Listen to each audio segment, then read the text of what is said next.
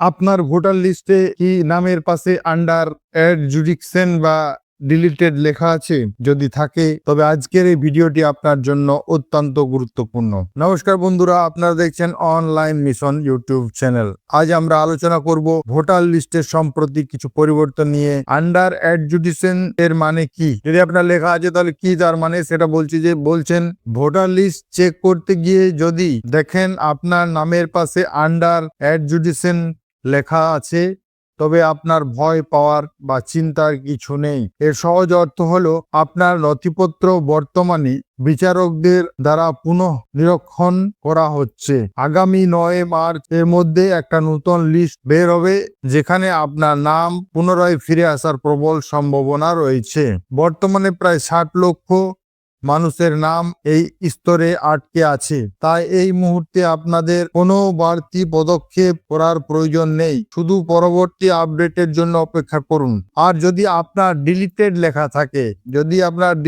লেখা থাকে তাহলে কি করবেন? যদি আপনার নামের পাশে ডিলিটেড লেখা থাকে তবে এটি একটি চিন্তার বিষয়। এর মানে হলো আপনার নাম ভোটার তালিকা থেকে বাদ পড়েছে।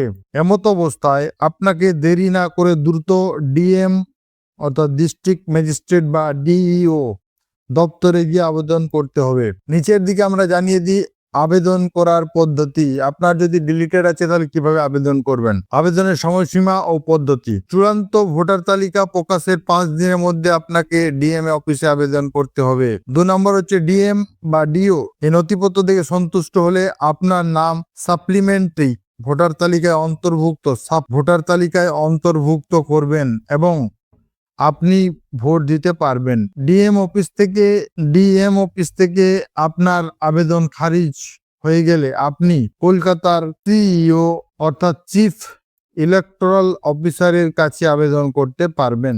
যদি সিইও এর কাছে আবেদন রিজেক্ট হয়ে যায় তবে আপনাকে পুনরায় নতুন করে 6 নম্বর ফর্ম ফিল আপ করতে হবে। আমাদের নেক্সট ভিডিওতে কিভাবে 6 নম্বর ফিল আপ করবেন এটা আমরা দিয়ে দেব।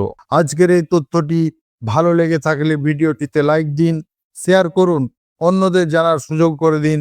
ধন্যবাদ।